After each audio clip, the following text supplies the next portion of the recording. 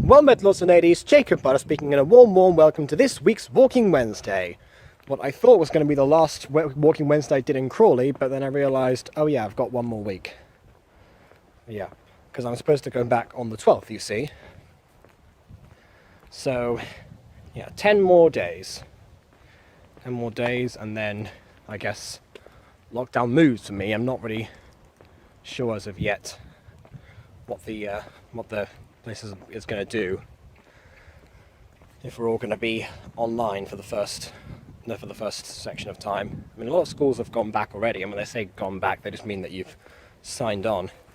I mean, honestly, I've had a few people contact me on Discord while I'm in, while they're in school, which is interesting, and always a way for me to try and end the conversation quickly. I can kind of get the appeal of doing that because it allows you to focus on two different things at once. Because, like I've said before, I usually bring in a notebook to class, and I will be writing something completely different at the same time as I might be taking other notes in the actual lesson itself. Just a way for me to focus. You know, if my focus deviates from one place, it goes to the other, and vice versa. It usually works unless I'm exceptionally tired, and I do mean exceptionally, because then I just zone out when I'm and I start daydreaming when I'm trying to write the book, and then when I'm actually listening to the lesson, it just doesn't work if I'm tired, exceptionally tired. Always somewhat tired. And sometimes I don't even notice it because of, cognitive dissonance, which, if you don't know what that is, it's basically that your brain tricks you into thinking something into making you in a state that you're not. It's like how placebos can cure some illnesses because of the placebo effect. Just your brain. That's all it is. Okay. Where have I ended up today? I thought so. Not too far from where I usually am. At least I'm not on the road to Tilgate again. Trust me, I've been down there too many times. I might do that for the last one. Go back to Tilgate. Because why not? I just stumble there by accident half the time. Oh well. On to the news of the week, and rather than plans of the future and just random psychology, I guess. 750 subscribers. Thank you, everyone. I just noticed that today when I woke up, because I did a collab yesterday, and I was supposed to upload the video to Unlisted and see if it was actually going to process or not. And I left it processing. Then I realised, this is not working, so I have to do it again. Clicked on my channel, and I had hit 750. So, yeah, that's, I don't know. I feel like I'm internalising it again because of the exceptional tiredness that I have at the moment.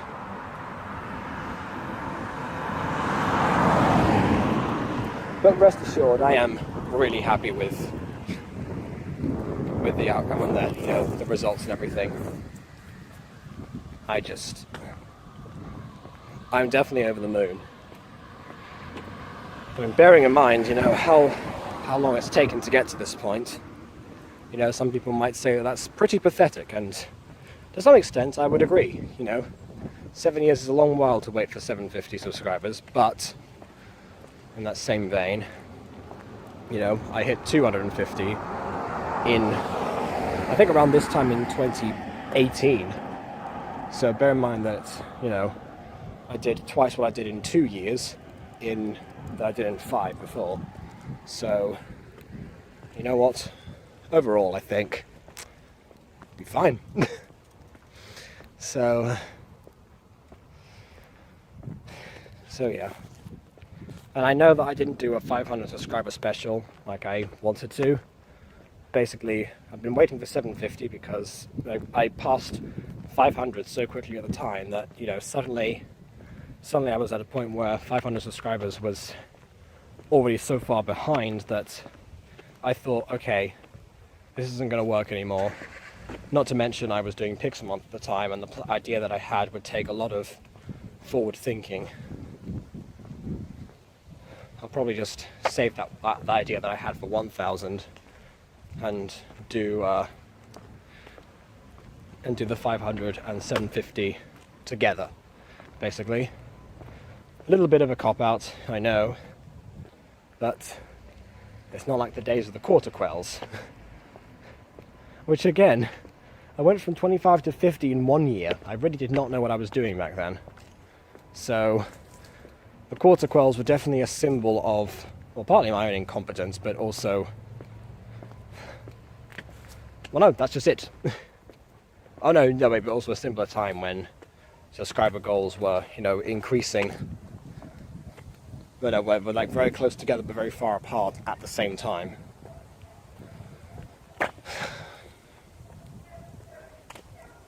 But yeah,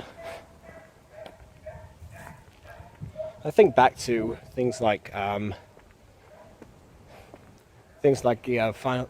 Countdown 3. I think to Just a Few of Us, which is a song that I made in 2016 as my 3rd YouTube anniversary video. And yeah, in that one I said stuff like, oh yeah, it's I can't remember, it's, I don't know, it's an absurd demand. I hope I'm not denying it. I want it from 2020. I'll be trying it. Specifically thinking that by 2020 I would be able to be at least 1,000, which is, you know, because they just put that restriction in. I never thought to monetize before they decided to do that. Not that I would have gotten anything out of it. I don't know, like 5 cents I would have accumulated at the time. Yeah, but honestly, yeah, I feel bad for anyone who's in the 2016 era, actually, because I had adverts on my videos without actually doing anything about them. I just let them be, essentially. All it did was, I thought, basically I didn't really realize what monetization actually was at the time, so I just saw, oh yeah, get your video seen on more platforms or something. And I thought that was like, oh yeah, let's boost that in the algorithm or something. Not quite what that means. I just ended with a bunch of ads on the videos. And I think sometimes I thought to myself, wow, you know, if this video got 5 views with monetization, must have maybe gotten like 1 or 2 if I hadn't. Yeah. There was some time ago when you know, I took pride in the small community that I had, and I still do. Because it's still a relatively small community, but it's a much more active community right now. Which is what I was always looking for, really. I mean, I could talk to my friends about videos, and I'd get the occasional comment from people.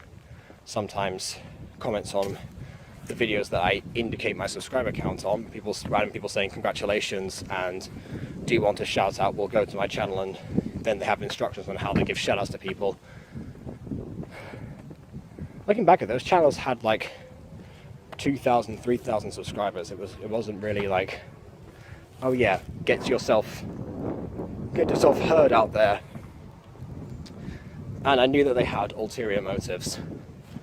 The exception being Pixeldip, who at the time had 1,000 subscribers when he commented on my video, you know, the Pixelmon temporary update glitch, which I am glad to say has finally left the front page of the popular videos. That was a weird era, actually, because that comment skyrocketed it upwards in the ratings. At least I think so, anyway. But I never knew of a comment doing that. I wonder, did he shout out that particular video because it was a new update to Pixelmon at the time? But then again, he would have just done that himself, because his channel was dedicated, or still is dedicated entirely to Pixelmon. So I failed to see exactly what happened. I don't know, it's bizarre. But yeah, my point, I can't remember what my point was now. I hope no one got ads on that video before YouTube made the change. Because yeah, YouTube made that change, and I thought to myself, I wonder if in 2020 I'll be back in a place where, you know, I've gone from 40 to 1,000 or something, and then I would be able to monetize again. And to be honest, you know, I did that hope around 2017-ish, when I'm pretty sure that my channel growth was not at an all-time low, because that would imply that I'm not counting 2013-14, where I was basically uploading nothing at all, because I couldn't.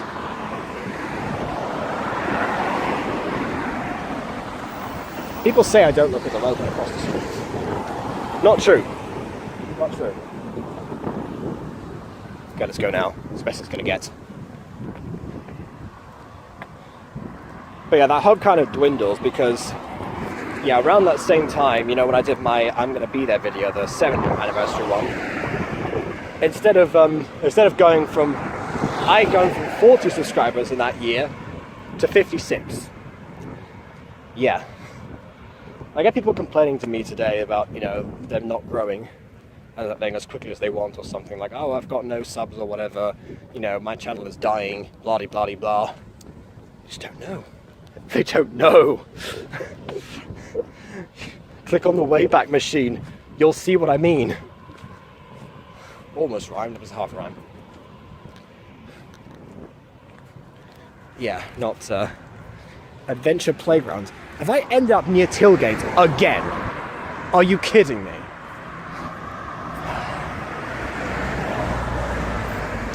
Well, well.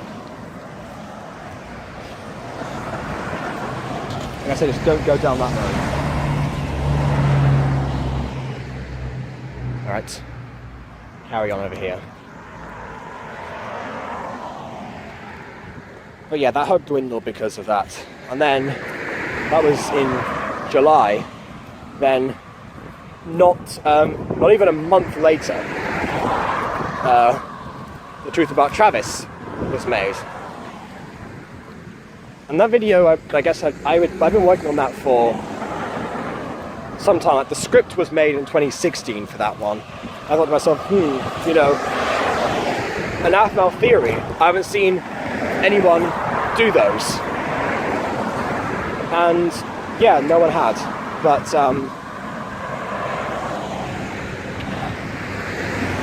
and I was compiling it. It was mostly about Travis in season 2 of My Street, and because that was the one that was airing at the time. By the time I got to it in 2017, season 4 was already out. So I guess a lot of people must have thought at the time that The Truth About Travis was all about the fact that season 4, his revelation at the end of him having grey eyes rather than green ones, and the knowledge that forever potions were what made your eyes green in the first place. And it turns out that was a spell as well, but you know, no one knew at the time. There was so much mystery about it, and people must have thought I was talking about that. I hope I didn't disappoint people, because yeah, I hope that didn't happen, because I'm sure they were expecting something else. Like, still, the amount of Snake-Eyed Man comments on there, you know, like back when the Snake-Eyed Man was the big mystery of My Street. I said I didn't want to touch the topic with a 10-foot pole because it was going to be revealed anyway. Lo and behold, my second most popular video is actually a theory that ended up being revealed as untrue. But yeah, that was my point then. I guess I should have done a Snake-Eyed Man theory, but then again, everyone had already commented on that. But yeah, point is that out of nowhere, I guess like every 2 months or so, it would start like climbing up like 100 or so views, and then well, after a while, 1,000 or so views, and then it's now kind of back down to 100, but yeah, it doesn't go like 2 months over and over. Within the year, it was at over 9,000. Yeah. So that was quite the experience. So I looked at the analytics, and at one point that video had given me 153 subscribers. So out of the 750 I have now, you know, less than 600 of them came from elsewhere, you know, across, again, the 750 videos that I've done.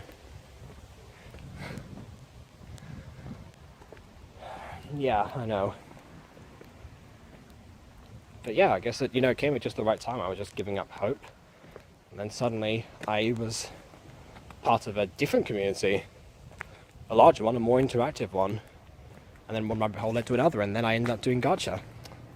Because some people I met through the AFMA community ended up showing me what that was. I've said this before, but I do wonder to this very day what would have happened if I'd found out about gacha a different way. Like, for example, I was already subscribed to Just a Robot. So the fact is, I very well could have, that video I responded to him about gacha, I might have actually had that be my first impression at the time. And that would have changed everything. My entire perspective on gacha would have been different because I wouldn't have known. Because that's the thing. Most people who criticize gacha in any capacity usually don't like to get themselves involved in it.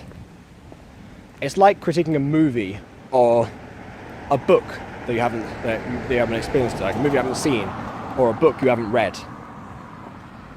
You know, it's like how Dominic Noble's looking at the Twilight franchise now, and looking at it years later after all the hype, so he can look at it in an unbiased way,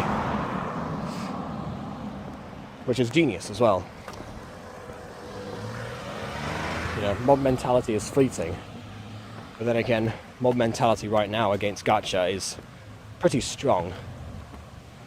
And honestly, had my first experience not been from somebody who actually used it on the regular and that I was friends with, I don't know what I would have thought.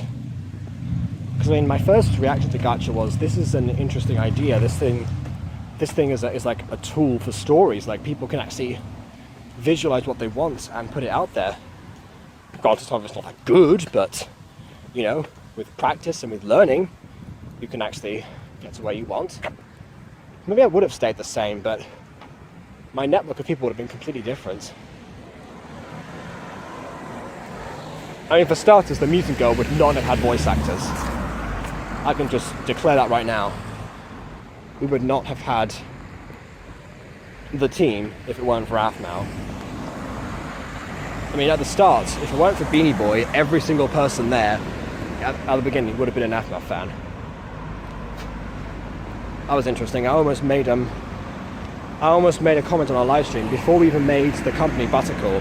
Before that, I almost commented on her channel and on one of her streams, like saying, thanks to you from the cast of The Mutant Girl, a new series comprised of all fans of yours, or mostly fans of yours. That would have been interesting, because that would have been a time capsule. That would have been before the company was created, which again also would not exist if it weren't for AFMAL. I weren't for the truth about Travis.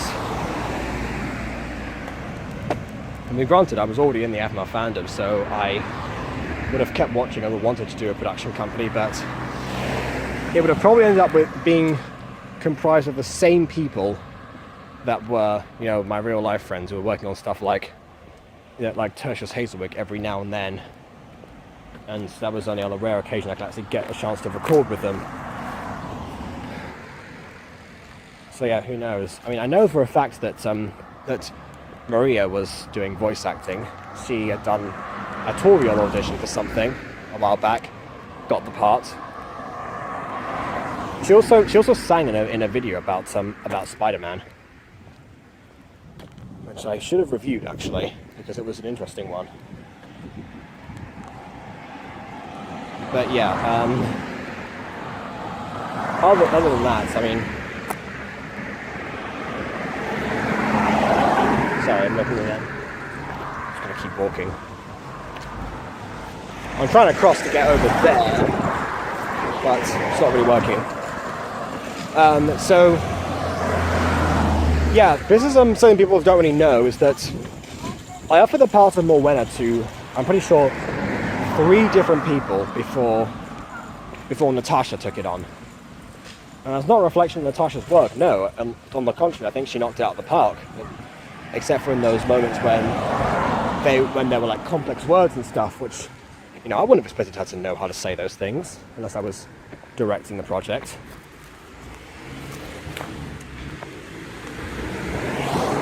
But yeah, I offered it to Sophie, I offered it to Maria, I offered it to Maizie. I don't know if you remember Maizie from the video that the video that I made with what was I going to say? Oh yeah, with Beanie Boy as well, and it was like the short film for the Monkey Jones competition. Yeah, I offered it to her as well. If any of those 3 people would have taken the role, then the whole series would have taken place probably in Great Britain, versus where it ended up being, which was Florida. I don't know why I settled on Florida. I can't remember why, but it's canon. But no, seriously, I don't remember. I know I needed to have a coast, but that was it. I used to live in North Carolina, so I could have set it there. I still thought it made more sense because I know the names of some schools there that I used to go to myself. Actually, no, it wouldn't make sense because they're in middle school, so it wouldn't work.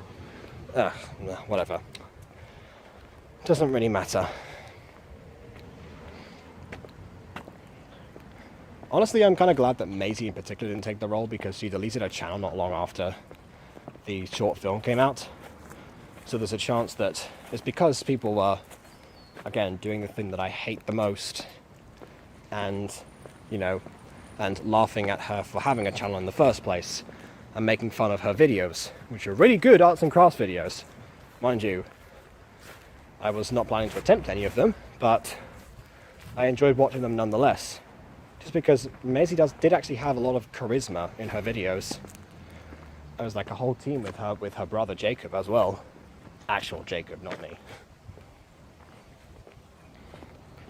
So all in all, it was something that was really working, and I admired her for. But yeah, suddenly, because of peer pressure, you know, it's as tale as old as time. People doing gacha especially have that problem. Again, because of the stigma around it. I mean, when I was just doing Minecraft videos and I was in secondary school, some people would try and come up to me and make fun of me.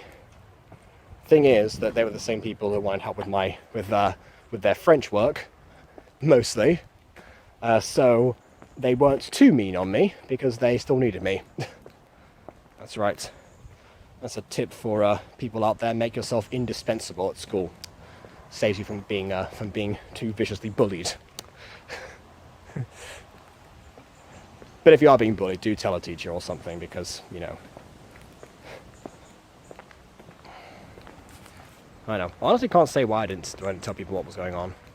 I think it's because I got a reputation at first for reporting people in the first year, and I decided to step away from that. Oh well, whatever the reason. I remember I said before I was like bullied viciously for like a year. Then the ringleader left and it was all kind of okay. But yeah, the channel didn't really come up that much, to be honest. Just my general demeanor. So there you go. There's still other reasons why people might mess with you having a channel. It doesn't necessarily have to be the be all and end all of it. And I hope it isn't for people, because like I said before, a channel is precious. You know, that's just a part of yourself that you're exposing to the internet, and wondering what whims of the net may occur and where it may take you. Sometimes it's been nowhere, in my case, for a long time, or sometimes a lot of places almost immediately. It's all about what you do. Some people say it's down to luck. Maybe there's some luck element around it, but I feel like it's just a matter of figuring out what it is that you can do. Especially if you're like me and have had basically no luck regardless, apart from like the truth about Travis, like I said before.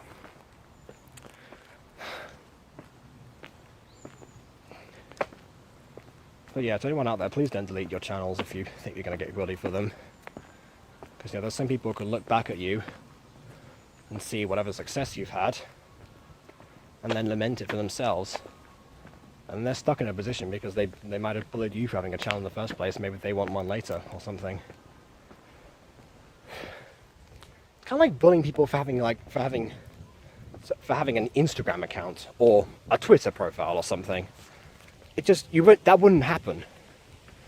Because, I mean, yeah, everyone's on those, but then almost everyone is on YouTube as well, to some extent.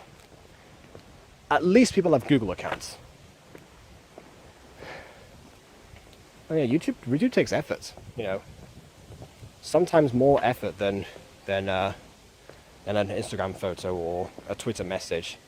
Obviously, some photos are very well done. I'm not here to say, oh yeah, all Instagrammers are lazy. No, that's not what I'm saying at all. I know some people really want to get the proper lighting and they want to get the perfect angle.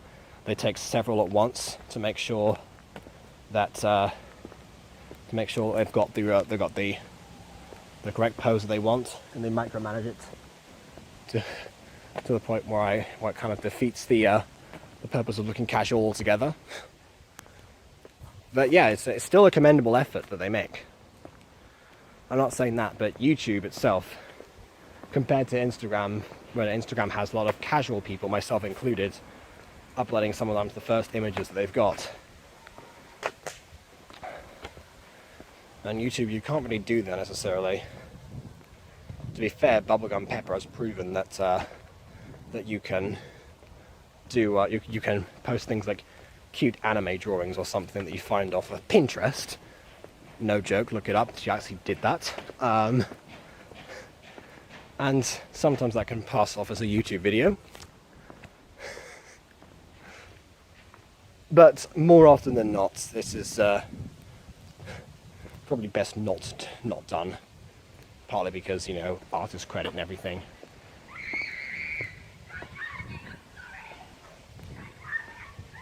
I really hope someone's playing there.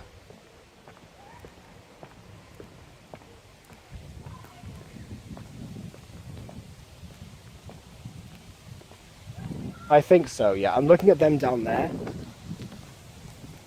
Yeah, it looks like they're okay.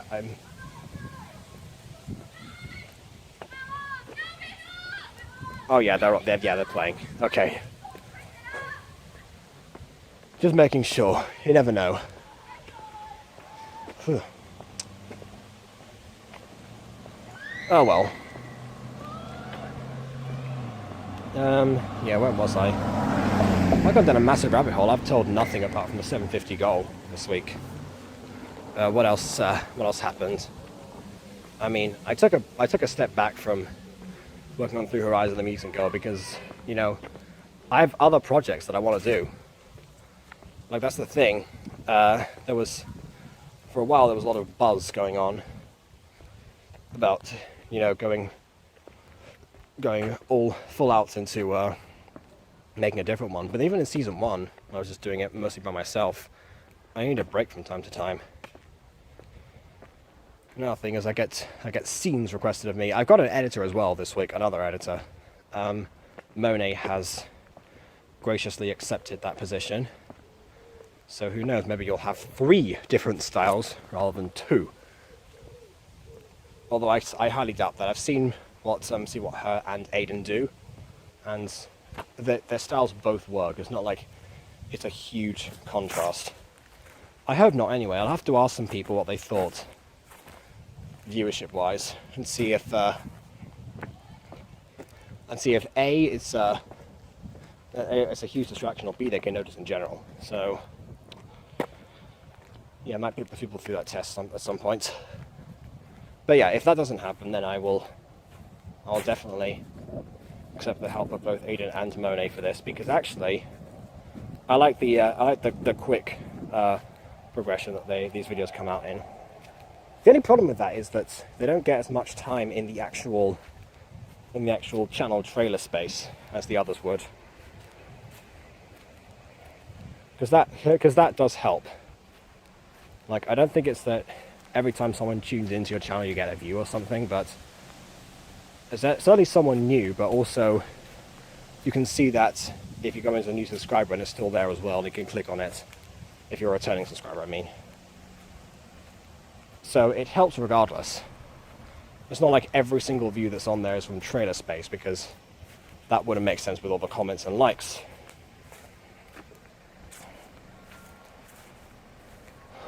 But yeah, absolutely. I'm back here again, the place I got dehydrated last time. I think, anyway. Yeah, it's the same tunnel, I'm pretty sure.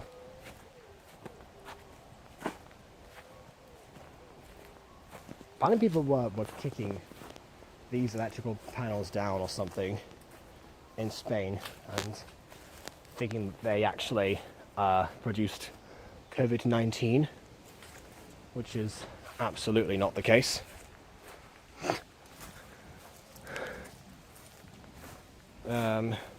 Right, which way do I want to go? I want to go that way, this way.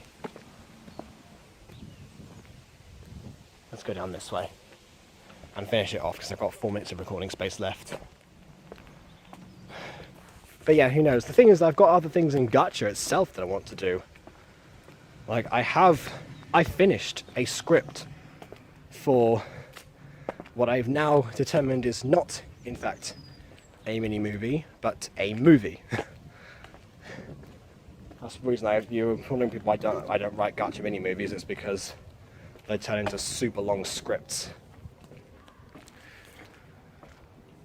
But yeah, that actually, I finished that in June, but then I just left it because, well, Puppy Love was supposed to start, and also because, again, still doing the Music Girl and such, and working on other projects.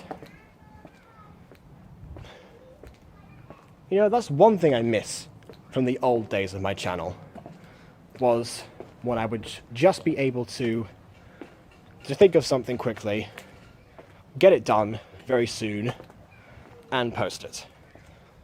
I then started editing because I thought I put more effort in, but then as I went along, I now can't actually bring myself to post something unedited. Even if I send something off to be edited by someone else, I still have to include a couple of visual effects or gags or captions or something. Granted, it takes a little bit less time, but still, I'm still sat there for at least an hour per video, maybe more. And I do miss that, because even Pixelmon, I add the music now, like Pixelmon Generations Adventure. I have everyone. No, I have the music lined up from, and I keep going along and using those tracks, which are from the actual Pixelmon mod soundtrack. And well, I mean, I've got my mind because I use that in both Music Girl and Seneganorth as well. One of mine is lost, and mine fell down the toilet. I'm waiting for the pedestrians as well as the cars. Just how that goes. Okay, so yeah, as I was saying, I miss the moments when I would just be okay with, you know, producing something quickly. But then again, I like the quality that they're at now, and clearly people do as well. That's something I was missing back then. I was looking at all the people who were successful at the time that I was watching, and I didn't realize the work that went behind actually editing and processing those videos. So yeah, I'm not saying that I was entirely disgraced at first on my channel. I generally did not know. Not to mention thumbnails as well, but then thumbnails don't take me too long nowadays, and they've paid off quite considerably. Because it's when I started using thumbnails that my viewership increased to begin with. Among, you know, adding the music and such. Oh well, whatever it is, I'm glad that it happened. I can only dwell on it so much. And maybe now with the other editors, I can just go back to working on the other projects and leave some of the Gacha stuff to them. Because, you know, the important thing isn't necessarily the Gacha itself, because the Gacha is the tool. That's what I used to visualize what I'm doing. But then again, all I need is the particular medium in question in order to tell a story. So yeah, sorry that wasn't really much of a recap of the week. And again, as for the next 10 days, I'm still in lockdown at home, so nothing much is really happening. So, apart from the fact that my cousin's daughter came around and I wore myself half to death with her on Monday, and she did too.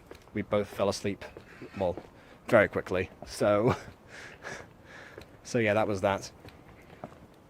I've went on a little rabbit hole, so sorry I'm not going to talk about that in detail. But for now, please leave a like or dislike because your opinion matters. And subscribe, you know. I'm still on the road to 1K, 3/4 of the way now. And on that note, until next time, farewell.